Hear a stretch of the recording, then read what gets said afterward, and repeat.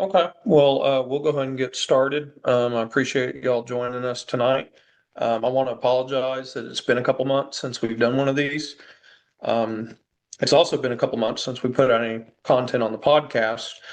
Casey, Ritchie, and myself have just been insanely busy and have had a lot of things coming up. We had rap session, we had some different route inspection classes going on, and so just, you plan on doing something next week and then three things pop up and then you plan on doing something a little bit after that and then more things come up. And so that's just kind of how it goes sometimes. But what we're going over today is we're just going to kind of touch on Article 16, the just cause principles. I'm not going to be trying to reinvent the wheel or anything. I'm just going to kind of go over some of the basics that for a lot of people will be beneficial. And give me just a moment here. Okay, great. I just got that from Joyce. Yes, Joyce, I'll send that to you. And so I'm going to share my screen here. Before I do that, so like I was talking a few minutes ago to Reese here. Um, Whenever you get discipline, your blueprint is Article 16, the just cause principles. No matter what type of discipline it is, if it's something you've handled before and you see it and you're like, oh, okay, I got this, you always want to go through the just cause principles and make sure it lines up to it. Occasionally, discipline will meet, all the just cause principles. Many times it will not. And so instead of trying to figure it out on your own or just going, well, I've handled this two or three times, it's always helpful to pause and just kind of crack open Article 16 and just read each one of them. And I'm going to share my screen here. Rock and roll. Okay. So right here in Article 16 is where these just cause principles are. And I'm just going to kind of read some of this with you here, and then we'll just kind of pause for a moment and maybe give some commentary. Um, just cause principle, the principle that any discipline must be for, quote, just cause, unquote, establishes a standard that must apply to any discipline or discharge of an employee. Simply put, the just cause provision requires a fair and provable justification for discipline. Just cause is a term of art created by labor arbitrators. It has no precise definition. It contains no rigid rules that apply in the same way in each case of discipline or discharge. However, arbitrators frequently divide the question of just cause into 6 sub-questions and often apply the following criteria to determine whether the action was for just cause. These criteria are the basic considerations that the supervisor must use before initiating disciplinary action. And a lot of the disciplines I've seen and grievances I've filed, management actually has a physical checklist. A lot of times they use, and they kind of go through, is there a rule? Is the rule consistently equitably enforced? And they just kind of go through it. And a lot of times they just pencil whip it. They just put the check mark in there, whether or not they have met this just cause idea. But, and there's books that have been written on just cause. Ken Mayfield, our union president, recently shared a book with me, and it really goes into some detail. This could be a very deep topic. We're just going to kind of brush the surface of it tonight. But, the idea of just cause, it's a constraint on management. It's so that they cannot just have an open-ended, unbridled authority to issue discipline whenever they want. That's what makes having a union job different than having a non-union job. Non-union job, you upset the supervisor, he can write you up for, he doesn't like the way your teeth look. But if you're, obviously a letter carrier and, the contract is there and that's rules that management and the carriers have to abide by, they can't do that. They have to follow this rigid guideline. And even though, I say rigid, there's not, every situation's a little different. But, kind of the first point here, is there a rule? The words that follow after that are very important because it really kind of breaks down more of the details. Because you ask yourself, is there a rule? So maybe they issue a letter of warning for, failure to follow instructions. They told a carrier to go carry overtime. He looked at them and said, I'm out, deuces, and then walks out the door. Well, there is a rule that we have to obey their, instructions. If they issue discipline for stationary events, Well, you're going to be hard pressed to find a rule somewhere in any handbook or manual, addressing a quote unquote stationary event or an idle event time where your scanner wasn't moving. So that would be an example of potentially discipline being issued, which they did at our station for somebody for stationary events. And the steward at the time, that was one of his biggest contentions. He's like, what rule did they break? You haven't cited anything. And so if you read along with me here, is there a rule? If so, was the employee aware of the rule? Now that's real important too, because especially let's say you have a CCA or a carrier that hasn't been here a long time, they're supposed to ask in the investigative interview if they're aware of certain regulations or certain rules that were violated, allegedly. And, sometimes carriers in the II will just kind of go, oh, yeah, I've heard of that. Um, well, are they aware of the rule? Like it's one thing to say, I've heard of the ELM, I've heard of the M41, and they just answer yes to that. But if they issue discipline, if I have a pretty good feeling that the employee was not aware of the rule, I'll request time to interview them. And I'll actually ask them before the before management, quoted the ELM to you in this certain provision, had you ever heard of it before that investigative interview? And if so, what type of understanding did you have of it? And then right after that, was the employee forewarned of the disciplinary consequences for failure to follow the rule? And it continues. It's not enough to say, well, everybody knows that rule, or we posted that rule 10 years ago. And then it says here, you may have to prove that the employee should have known of the rule.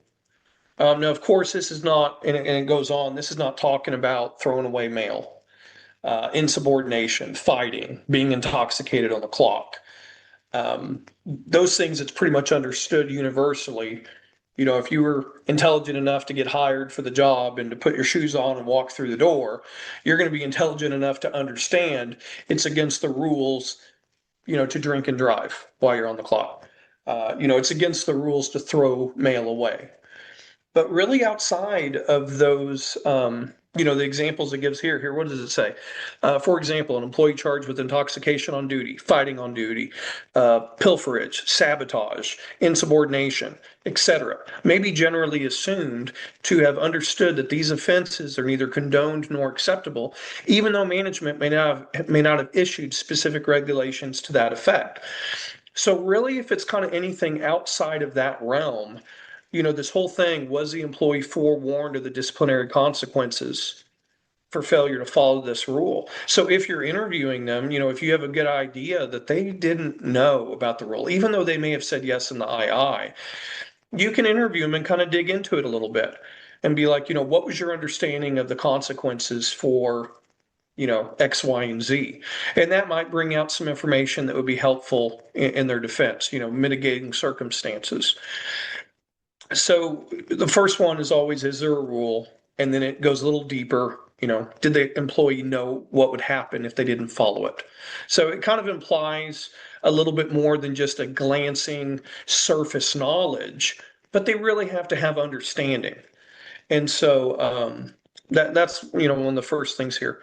The next one, is the rule a reasonable rule? Management must make sure rules are reasonable, based on the overall objective of safe and efficient performance.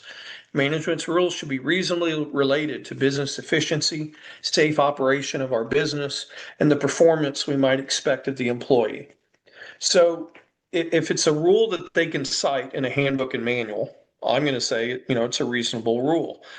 There may be some situations, though, where management,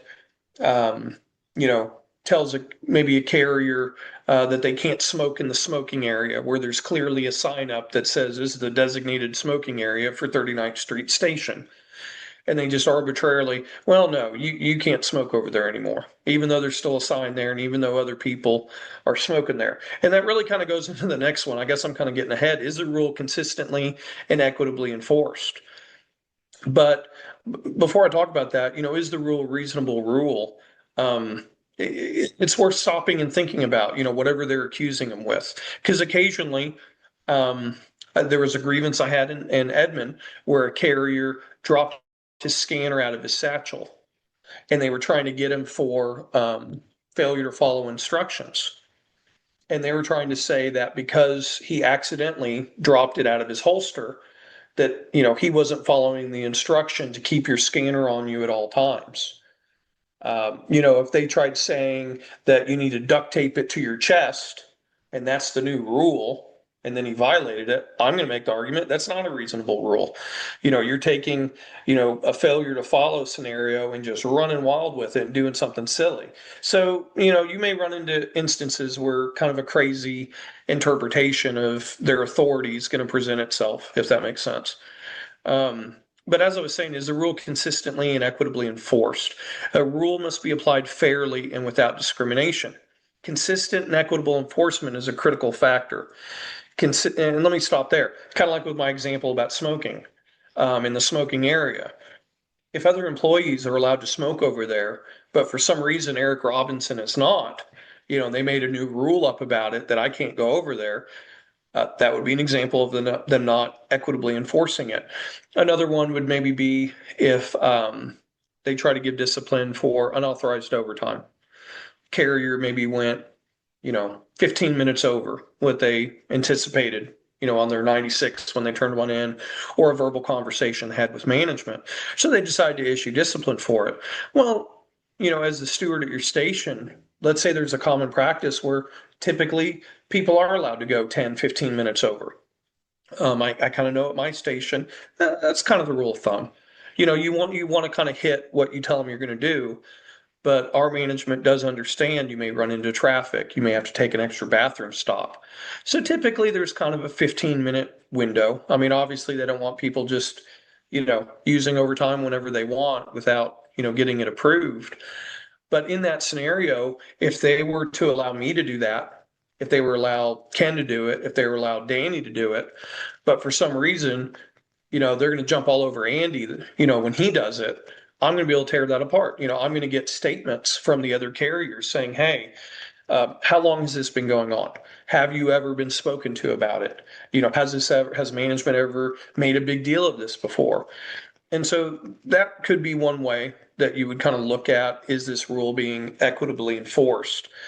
If a carrier gets disciplined for calling in 3 times in a quarter, but for a fact that there's 3 other carriers that have had unexcused absences that exceed that amount and they didn't get any discipline. The idea is not that you're going to go in there with management and be like, hey, you got to give these other people discipline too. What you're going to be saying is, you kind of have 2 standards here. You're allowing this group of people more leniency when it comes to the attendance policy. But now with this carrier, you're throwing the book at them for, just a couple of call-ins. So when you have discipline, that's absolutely one of the little, rules you want to see if it holds up against. And, it says here, consistently overlooking employee infractions and then disciplining without warning is improper.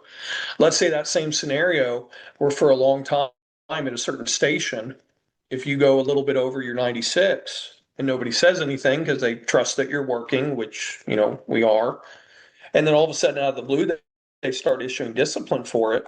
You can put in a request to interview the carriers again and ask them, hey, all of a sudden you got disciplined for this. Have they ever told you before that this is unacceptable?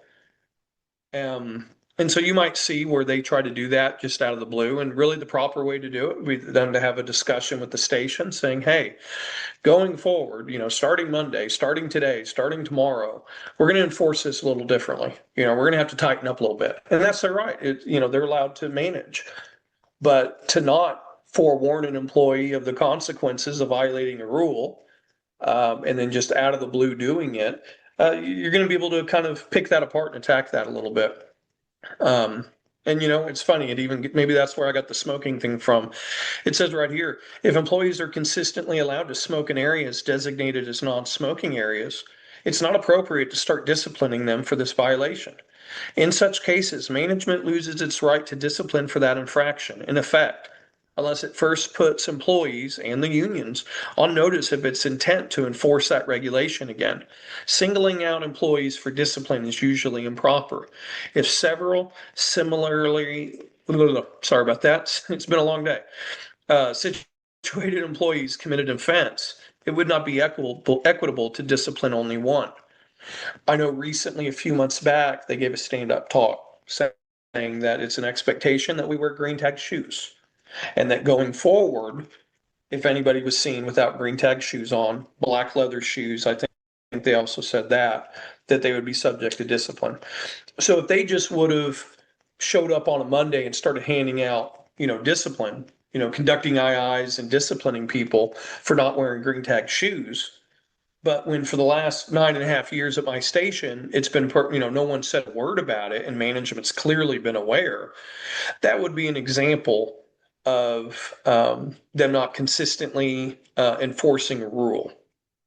So you always want to kind of, think that through whenever you get disciplined, if, how they've been enforcing it in the past. The next one was a thorough investigation completed. Now, a lot of times this is something you can really sink your teeth into. And we could have a 2-hour training on was a thorough investigation completed by itself. When they issue discipline, you don't want to ever automatically assume, even if the carrier's guilty of what, the letter of warning may say at the top, you don't want to assume that they've met just cause. They can't just issue discipline because someone's guilty of something. They're only allowed to issue discipline if it also meets just cause. And a lot of times their investigation management, because they believe someone's guilty, because maybe a carrier even admitted to what they're telling them about, they'll just, completely blow through investigating to find out all the facts. Because there could be a reason why the employee violated the rule. There could have been some type of mitigating circumstance that they need to take in mind.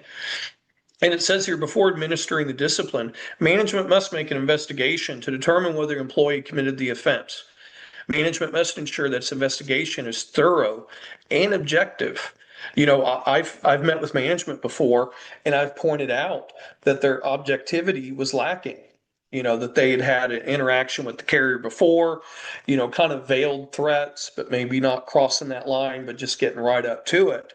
And then that same supervisor does an II, ask accusatory questions throughout it. Why are you guilty? Why did you choose not to, perform your duties properly?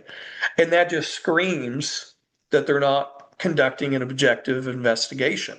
It says here, this is the employee's day in court privilege. Employees have the right to know with reasonable detail what the charges are and to be given a reasonable opportunity to defend themselves before the discipline is initiated.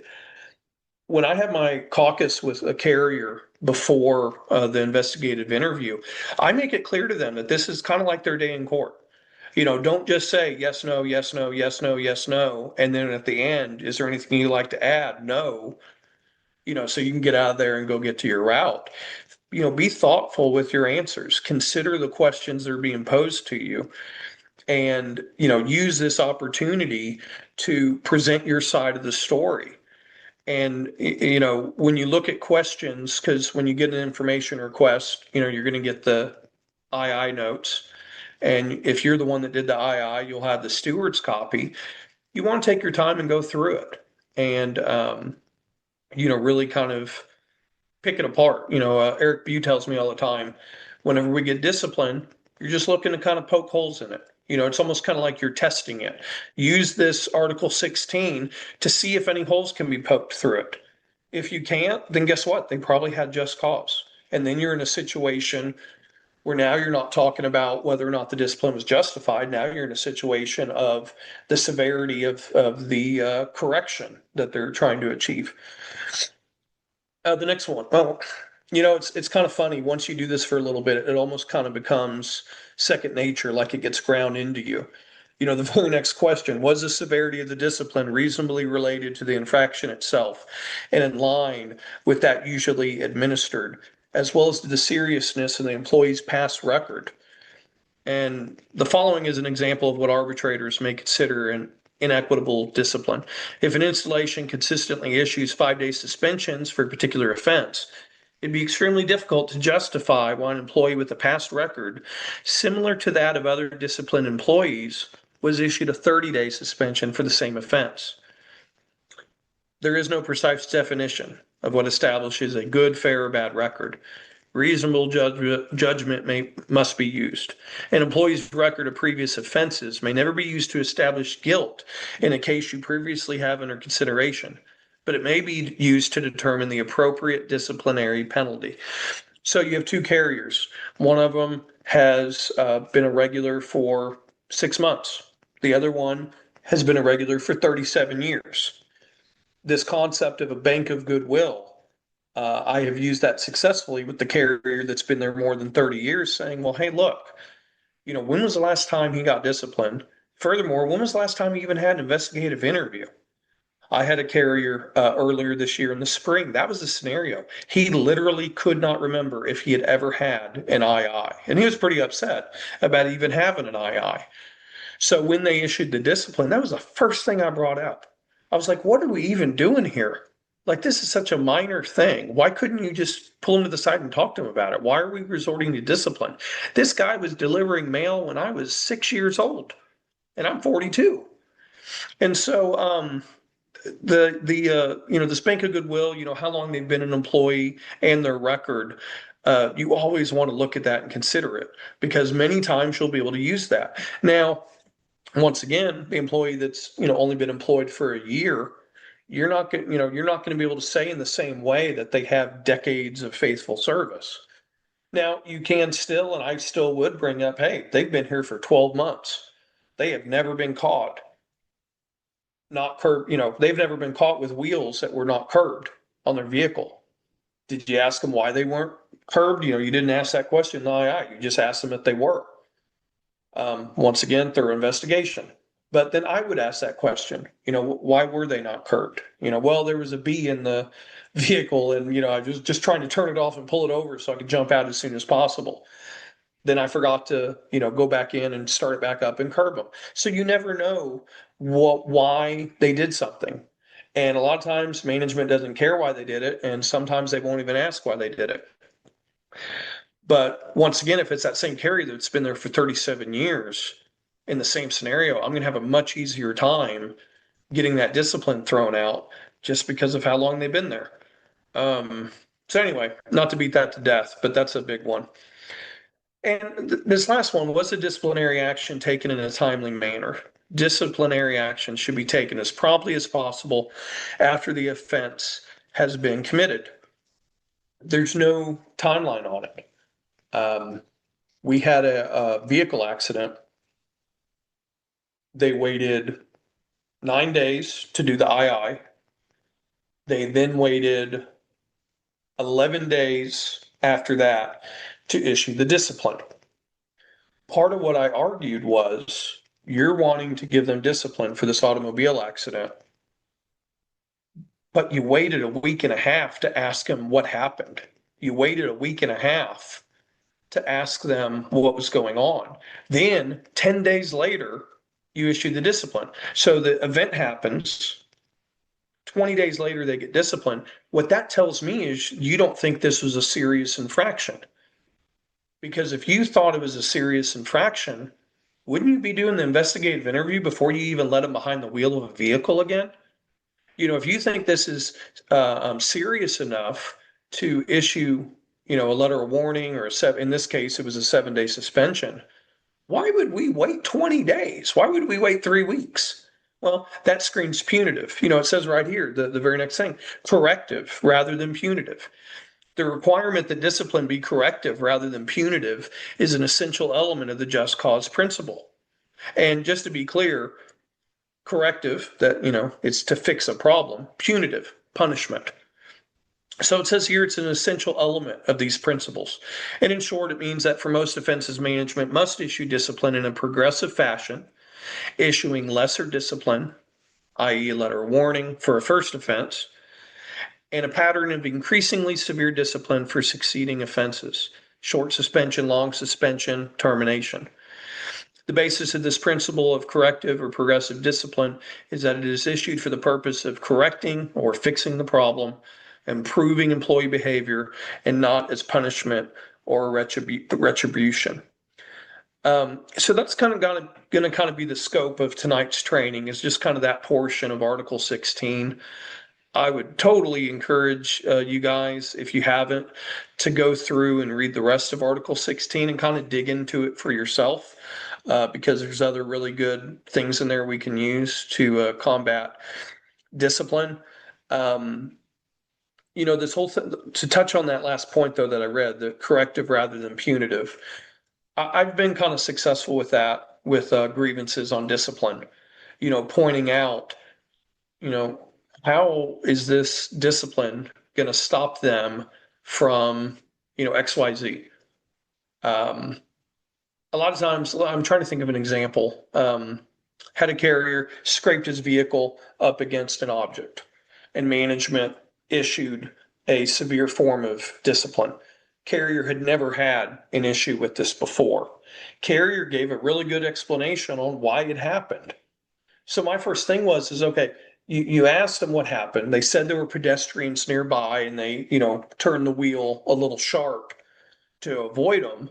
There was an oncoming vehicle as well. And so they were really paying attention to those two, I don't want to call it distractions, but those two, potential hazards, of hitting someone. It's reasonable to think that he might misjudge, another object that he might scrape the vehicle up against. And so, what I was asking the supervisor, I was like, how is issuing this going to correct, that type of situation? Is this going to cause the pedestrians not to jump out in front of his vehicle? Is this going to cause, that the oncoming traffic to be a little further away from the postal vehicle next time? And so, I didn't hang my hat on that whole thing, but I made a really strong point about it. That if you're trying to correct something for such it just scraped the vehicle. It was such a minor thing, and they wanted to give severe discipline. So, always consider, whether this is meant to fix a problem or if it's punishment. And one other thought I had on the disciplinary action taken in a timely manner. I mean, if they issue discipline 6 months later, I'm going to assume that we could probably be successful in arguing that it was not taken in a timely manner. They issue something 3 weeks later, a month later. I mean, you're going to want to argue it. It's going to be different than if they issued it 6 months later. There could be reasons why they didn't issue it, why they didn't do the II. Maybe the carrier, was out on vacation for 2 weeks. I mean, you don't want them to call them at home and order them to come in for an II, right? So, sometimes there could be reasons, but you always want to think about that as well and, make the case if you can. Now, the next thing I'm going to share on the screen here, this is a just cause checklist that I got from a rap session, and I don't remember which one it was. This was intended, if I remember correctly, for people that were writing contentions for Formal A to go up to Step B. But when I was kind of looking through this past week, when I was kind of going through the material, what to talk to you guys about, I just thought this would be really good to share with you guys and email you all a copy. And for anyone that ends up listening to this via the podcast, if, later down the line, if you want a copy of this, if you send an email to our podcast email address, I can make sure that we get that to you. The email address is 458podcast@gmail.com. And so I'm just going to kind of briefly go through this with you guys. The Just Cause checklist. This checklist is meant to help focus your contentions on the Just Cause provisions contained in Article 16 in the JCAM. For best results, we recommend you utilize this checklist as you write your contentions, then proceeding to the next item as you compose your contentions around the ideas discussed in the checklist. So the way I'd want you all to think about this, because most of what I do is informal A grievances, anytime when you see the word contentions, it just means argument. And so, before I meet on discipline, I always take a piece of paper and I write out my arguments in advance. I make myself little bullet points, almost like an outline, so that when I'm in there, I don't get sidetracked or distracted and forget to bring up something that's relevant that might help us win, our grievance. So as we go through here, just kind of keep in mind, help focus your contentions, help focus your arguments on the just cause provisions. And, it says here, keep in mind that as you go through the checklist, that management has the burden at each and every step to prove that all of the just cause elements have been met prior to issuing any discipline, and that due process rights of the carrier are not infringed. And that's another thing to really keep in mind, is that the burden of proof's on them with discipline. You'll go in to meet on a discipline, and a lot of times management will try to flip it around on you to get you to prove, why they shouldn't have discipline, to kind of try to get you to prove, their innocence. And that's not the case at all. Contract cases, yes, the burden of proof's on us. We're the ones that have to make the arguments that are persuasive with this. But when it comes to justifying their discipline, they can't just say because. And I literally had a supervisor one time be like, well, I just feel like he deserves something. I wrote a statement whenever we went up to Formal A and we were successful with the grievance. They still got disciplined, but I would like to think that it could have been a lot worse if we didn't have that statement in there about it. But, this checklist, I'm just going to kind of go through it briefly with you. First thing, did the grievant act as charged? So they accuse the carrier of failure to follow an instruction. So, is this true? Did the carrier admit to it? Look at your II notes. Look at any interview that you had with the carrier. Think about any phone call you may have had with the carrier. If they didn't act as charged, as you got to kind of see on A there, if not, focus your contentions on this point. And so when you would go in to meet on the discipline, you'd be like, hey, you said they did this. They didn't do this. I have proof they didn't do this. I have 3 statements from the carriers that were on the workroom floor saying the guy did not cuss the supervisor out. That the second one there, B, if yes, so if the grievant did act as charged, was it intentional? Did the grievant act intentionally? So as you kind of see here, if yes, proceed to point 2. So if they did act as charged, point 2, is the rule cited in the disciplinary notice? And I have used this in the past when I was a little bit earlier on with working grievances, because I didn't want to miss something. I didn't want to overlook something, because, we get a lot going on in your personal life, carrying mail. You might have multiple grievances in the pipeline at once. And I don't ever want to be in a position where I drop the ball for someone because I forgot to bring up, one of the just cause elements that might have tore the whole thing apart and got it thrown out or gotten it reduced. So just kind of through here, is a rule cited is in the disciplinary notice. And it says here, if not, congratulations, argue this in your contentions. Bring up that what they're charging them with is not on the 7-day suspension. It's not listed anywhere on the letter of removal. You're talking about the guy not being regular in attendance, but then the discipline letter is failure to uphold postal policies. Well, you're kind of comparing apples and oranges here. Management will still do it sometimes, but that's something you'd want to argue. You go through here, was the employee aware of the rule when the alleged offense occurred? And as you can tell by some of the verbiage on this is all, like it said, the just cause checklist. This is keeping all that in mind and just kind of putting it in a little outline for you when you're working the discipline. Go down a little bit more. Was the employee forewarned of the consequences for failing to comply with the rules cited? And then it tells you right here, if not, talk about it in your contentions. You'd bring up the point that, hey, he said very clearly he did not know that was a no-no. He had no idea that he wasn't supposed to be doing that. The day you said he had a stand-up talk, I checked the clock rings, he wasn't even there. So clearly, we can believe him that he said he didn't know, and you can't prove that you did forewarn him, because keep in mind, the burden of proof's on them. If they're going to say he did know about it, you got to prove it. The II, that's one way they can prove it. And if he tells them he didn't do it, they got to give me another way to prove that he's lying. And so either way, I'm going to email this to you guys here in just a little bit. I've kind of come to the end of the material. It wasn't going to be a full hour because I just kind of wanted to loosely go over all this and not put anybody to sleep. But this hopefully will be helpful. And so that's about it for tonight's training. Next month, I'm planning on doing another Zoom.